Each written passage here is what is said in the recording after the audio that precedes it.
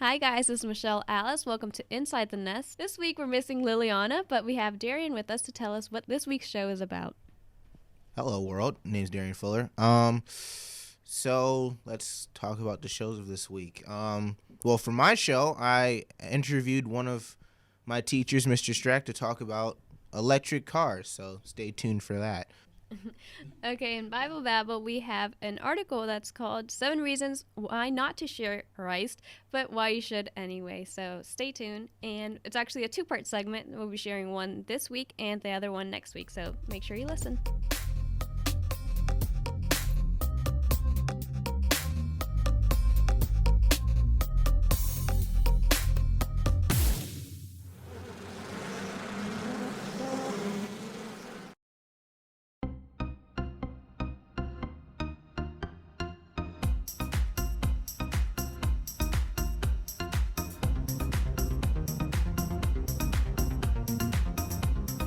Hello, it's me, Darian, from Tech Time, and I'm here with one of my favorite teachers on the entire planet, Mr. Strack, aka Strackman.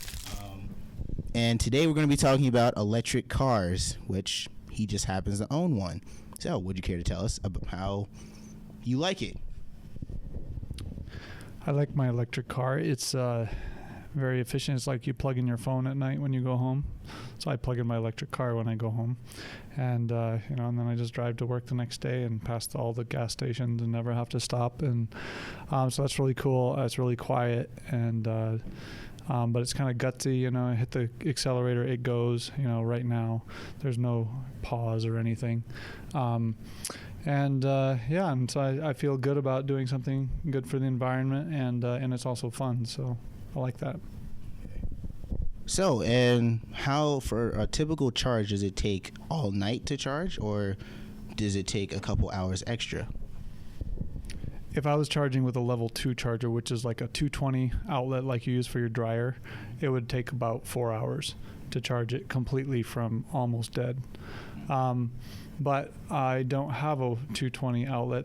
There just happened to be just a regular outlet on a light pole that we have out in our yard, and I plug into that every night. And so that generally, from a pretty low battery, takes about 12 hours to charge from. So sometimes it doesn't quite charge all night, especially all the way up, especially during the wintertime when you use a lot more electricity on the way back and forth because of running the heater and stuff. Well, speaking of winter, is it a noticeable difference between how it runs during the summertime and how it runs in the winter? It runs the same summer or winter, but it uses a lot more power in the wintertime because it uses a kind of like on the electric, what do we call that, a heat pump, just like on a house. It uses that same kind of thing. So when it gets cold, it has to work a lot harder in order to heat up the cabin of the car. Plus, all the heat goes out through the windows and stuff because it's not very well insulated. And so it uses a lot of energy to heat the car. And so I would say it probably drops the range of the car probably 20 miles during the winter time. Oh, how many miles can you drive on a full charge? You can drive usually 80 to 100 miles depending on what type of driving you're doing on a full charge if during the summertime. During the winter time, so you're going to be pulling 60 to 80 miles depending on how much you use the heat and stuff like that. So do you like it better than, say, a gas car? I like it a lot better than a gas car because I never have to go hook up, to go get gas. It's just plug it in. It's very convenient. In fact, the maintenance on it is actually super low too because there's no oil to change. There's just nothing to do. I took it in for a checkup, and I think they changed they like rotated the tires and updated the firmware. And this was the 20,000 mile checkup. So I had done nothing to the car from when I got it to this first checkup that I took it to. It's actually really impressive. Got to go for an oil change. Yeah, every 20,000 miles. Yeah. Wow. Okay. So in other aspects, I mean, it has the same features in in a cabin, or does it have more than you would think in a petrol car? It has the same as what you'd have on most higher end cars for that price segment. It's actually built on the very same platform that the regular Golf is. So it's an e-Golf by VW, and then there's they have their GTI and their all their gas powered ones too, and those all happen to use the same platform. They just change out which engine they put in it, and they've made it work with that, so it works out pretty well. Okay. Well, thank you for taking the time out, Mr. Strack. This has been Tech Time, and I'm your host, and thanks for having me.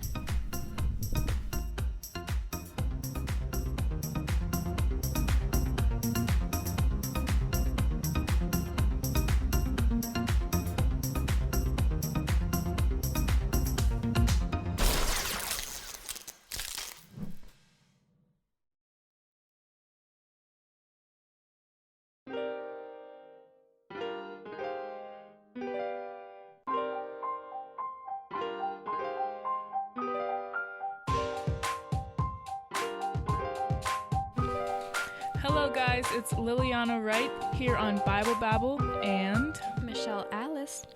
So today's topic is about sharing Christ.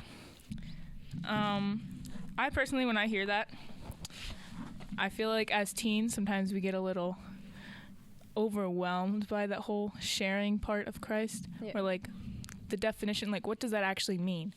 Like, how do we share Christ? And then other people are like, oh, well, evangelistic series and like the little, what are the end time cards or whatever that they used to do long ago? I don't know if they still do that, but yeah, like that type of stuff is what comes up to my mind. I'm like, I don't really know if I want to do that. But yeah, for me, it's actually always been like, I'll do it when I'm older, Like, people will listen to me more when I'm older. And it just kind of made more sense to do it when I'm older. But then, as I'm getting older, I'm just like, yo, I really need to do this. So, this is to help out, mostly for teens and those out there who don't know where to start or have something that's stopping you. And we all have our reasons as to why, that's keeping us from sharing what we believe in, the Word of God. So we have this website pulled up. I'm trying to figure out what the website is called. It's ChristianityToday.com. Oh, okay. Yeah, so they have an article on here that's titled 7 Reasons Not to Share Christ. And why we should go ahead and do it anyway. Yeah, I didn't get that part. But yeah, so I'm just going to read a few of these, and, you don't really have to let us know because I'm not sure how you're going to do that. But, just nod your head if this is something that kind of relates to you as reasons why you might not share Christ. The first one is, I'm not smart enough. I'll just read it, I guess. Yeah. Right? Is that plagiarism? No, we already said where it comes from. Okay. If We'll you guys paraphrase. didn't know, it's ChristianityToday.com. Anyways. So thank you for your sources. Yeah. All right. So that was a verbal bibliography. We're excited, whatever. Okay, so I'll read it now. Jesus' disciples weren't known for their brains or their theology degrees. They were pretty ordinary guys, really. Take the time Peter and John were telling a hostile crowd of religious leaders about Jesus. Here's how. Acts 4:13 puts it. Now when they see the boldness of Peter and John and perceive that they were uneducated, common men, they were astonished, and they recognized that they had been with Jesus. Look at the last part again, and they recognized that they had been with Jesus. Maybe you've heard this saying, it's not what you know that counts, it's who you know. Knowing Jesus is what matters. You are smart enough to tell others about Jesus because you have a friendship with him, and the closer you get to him and the better you know him, the more you'll have to say about him. Wow, that was really good. I like that. Yeah. And I think that stopped me before too. Like how am I supposed to teach someone if I still have my doubts and I'm still discovering those and still asking questions for myself? But then if you think about it, pastors don't know all of it either. Yeah, and that's true. their job, to share Christ. So I think sometimes we just have to think about how all of us are on the same journey. Even though we might be at different parts in the journey, we're still all trying to share and learn about Christ at the same time. Yeah. So as we share, we're learning more. As we learn, we're sharing more. Well, that's what it should be like. But It's like when they say you don't really know something till you're able to teach it. yeah. So I think that should be like a little test of like our faith and what we know, you know. Yeah. Okay. So the second one is, I don't want to make anybody mad. True. Maybe we've been around Christians who are annoying. The way they act, all smug and self-righteous, can make you non-Christian angry. What? Can make non-Christians angry. There we go. We don't want that. So we keep quiet. Understandable. But now look at Jesus. People crowded around him. People wanted to know him. People wanted to follow him. Why? Because he cared about hurting and lost people. He cared about hurting and lost people. Matthew 9:36 says he listened carefully and responded to their deepest needs. John 4:1-26. Now he did occasionally make people mad. He was really good at ticking off religious know-it-alls. He found self-righteous people annoying too. But it was the message that ticked people off, not the messenger. Sometimes the truth hurts, so it's okay if people get a little mad sometimes, as long as it's the true message of Jesus that upsets them, and not the obnoxious messenger. Yeah, that one's good too, because, like, it makes me think about how sometimes we're like, oh, I don't know if this is something I should do or something I should say, but if it's honestly something from God, his job for you is to share it. After that, it's God's job to do what he wants with, like, where he wants to send that. Have you ever gotten that feeling where you feel the need to tell someone something? You know, Yes. it's like they're like ranting, and you just like, you have to say it, but then you hold back, and then you're like, oh, like, I really want to say this, and I know it might help you, or like, even if it'll make them mad, but like, you want to say it. Yeah. I hate that feeling. And I know myself, I've stopped myself from saying that, saying that one thing that, like, it would have upset them and probably not something they wanted to hear at the moment, but it's something that they needed to hear. So, who cares if you... Just kidding, you should care a little. But, just know that if God's putting that message in your heart, it's because he has a greater plan for it. Yeah.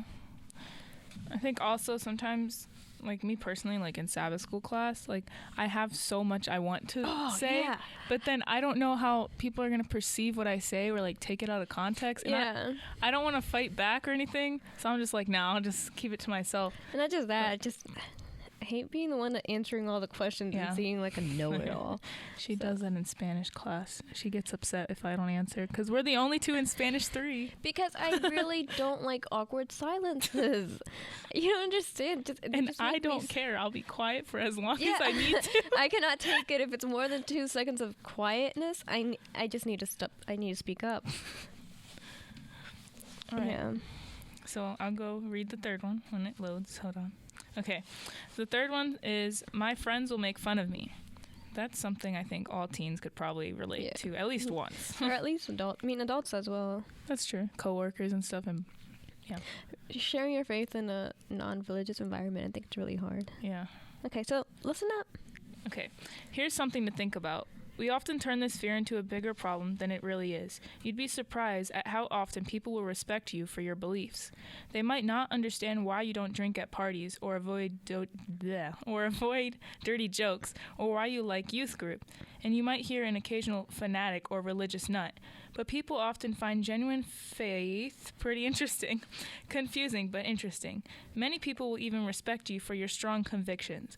In fact, when we try our best to live and act like Jesus, we shine like stars in a world that's pretty dark. Summarized from Philippians 2:15. So let your life shine, knowing others can't help but be attracted to the light. Oh, I like that. Yeah. That's a good, bright ending. I like it a lot. Yeah. Because, I don't know, like I've said before, in public school I was known as the church girl. But, like, even though people, like, made fun of me in a way, at least I was known for a church girl, not something else. So and I they think probably that's good. still had respect for you when you said, no, I can't because it's against Yeah, rules. and I didn't even play on games during Sabbath or like go to practice and stuff. So like when I told my coach that I couldn't practice on Saturdays, they were like, I don't know, I guess they were surprised in a way, but they didn't like dash me or anything. So I think they honestly, respected me for it, and I think that's cool. Because if you were, let's say, I'm not trying to throw shade on anybody, so I'm not going to say any names because I don't even know anybody who does this. But let's say, like, you go to a public school or whatever, and you are an Adventist, and people slowly start to find that out. But then they're like, how is she an Adventist when she goes and gossips behind her friends' backs and curses, like, every other word? Yeah, people always take that to, like... Yeah. Even if they're not Adventists themselves, why would you want to deal with that when if you actually acted as if you were a follower of Christ and you like kind of like what Michelle did, told her coaches like, sorry, I can't play, then like I feel like they would respect you a lot more for believing in your religious beliefs because they know that with that you'd also believe in anything that they would have. Like the respect is just there. Whereas before, it's like, I don't know if I can respect you. Sorry. Do you remember the quote? Oh, wait, no, I don't think so. Well, Rachel posted a quote this week, and it was just like, for some people, you are their Bible. Like, some people don't really know what it is. Like, what religion is. I don't know if I said that quote right. I'm going to need to look for it. But they don't understand or they don't comprehend our religion or just religion in general, like having a belief and like acting a certain way because of it. But so for them, what they see in you, it's what like that's all they know. And if you're out there just behaving like not like a normal person, but not behaving as or not being the following difference, your moral beliefs, honestly, not being the difference, then they'd probably just like take what they see from you and just not. Like, there's no point of changing. Yeah, it'll be believing. It'll be like discrediting. What we believe. Okay. Number 4. None of my Christian friends do it. Dang, that's something I can relate to. Ever talk to your friends about why you don't witness? There could be a ton of reasons like those in this article. Maybe they're just not sure how to witness. Why not use this article to get the conversation going? You could also do a book study together. Suggesting Witnessing 101 by Tim Baker. Of course, you may need to take the lead and be the first in your group to witness. Your friends just might follow. I do see that a lot, though. Yeah. Like, especially in Christian schools. Like, no, there's a lot of people who go to Spencerville who aren't even Adventists. Yeah. And, like, I was talking to one of them earlier, and she was like, one of the reasons why I kind of am not really feeling the school is because I'm in an Adventist environment, and I still don't know what Adventism is. Yeah. And, like, that shocked me, and I was like, dude, that's crazy. That's like, the fact that you're here. Our testimony is supposed to be. And, like, I asked her, like, have you ever thought about getting baptized? And she's like, I have, but I don't know, baptized into what religion? Mm-hmm. Because, honestly, I believe in Jesus, but I don't know what religion to put that in. Because, I mean, here I'm thinking about Adventism, and it's like, well, do I really want to be a part of this group of people who aren't even following their own beliefs? Yeah. So I thought that was really interesting. But, yeah, I feel like sometimes we don't even... I was talking so fast I was holding my breath. But, yeah, so I feel like sometimes we don't realize, we don't realize what our actions are doing when honestly all of us are like, oh, we're in an Adventist school, yeah, whatever. So we kind of take things for granted in our own religion, and we don't even realize how much that can affect other people who are watching. Like, we don't even know how many people are watching us and viewing us as, oh, that's what Adventism is. Yeah. And it's like, dude, step up your game. Like, but yeah. And it's not to bash people for, but just... No, I do it myself. Like, yeah. I honestly don't think I'm a good Adventist either. And it's not... I feel like it's just not just putting aside what specific religion we are. Yeah. We're still followers of Christ, and because not everyone that's listening is Adventist. Yeah. So just Christians are like Christians as a whole. You know, we believe on this, in God, and we believe in His love, and you know, so we should be preaching about His love. So, because in the end, honestly, like, not all Adventists are going to heaven. Not all Catholics are going to heaven. Yeah. So religion, my dad always said this, that religion is how you show your love for Christ. yeah. But you can have a love for Christ and not show it in Adventism. There's like, you can't just say, oh, Catholics don't love God. What? Like, Yeah. Yeah, Like, that's so- I don't like when we bash other religions, Yeah. because I mean, after all, we're all glorifying a God, and Yeah. we all have, you know, we all have our specific beliefs and why we believe that way. So yeah, don't be ashamed to be the first out of your friends, and definitely just don't be afraid to be the change, you know. just go out there, honestly. I mean, what is there to lose? It's hard to go out there. Yeah. No, I get Especially it. now, No, when we yeah, live in like a trust me. cyber world with so much social media and Yeah. stuff. But it's like, if that's the problem, you know, it's always effective to like preach through social media.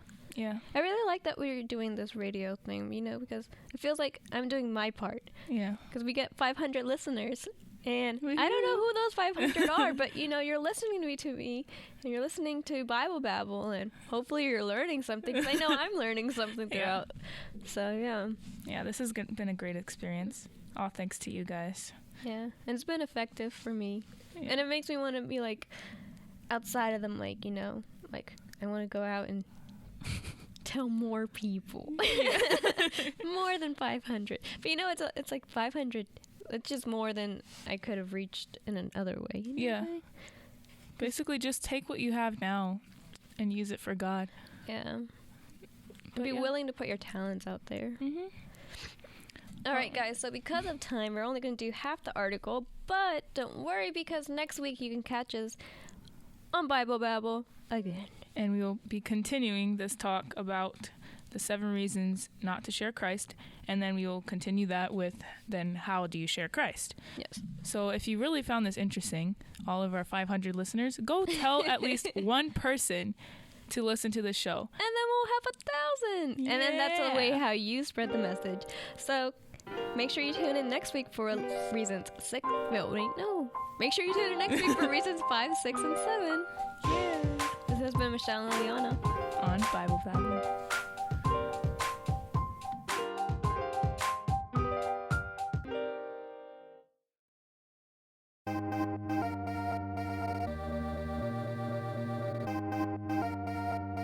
Thanks for listening to this week's show again, guys. This is Michelle Alice. Darian Fuller. Peace. See you next week on Inside the Nest.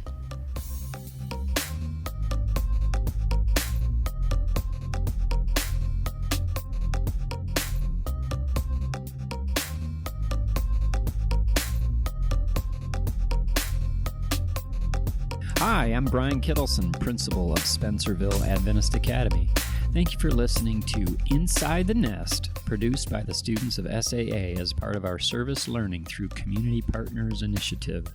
To support this program and learn more about Spencerville Adventist Academy, please visit spencervilleacademy.org and schedule an educational consult.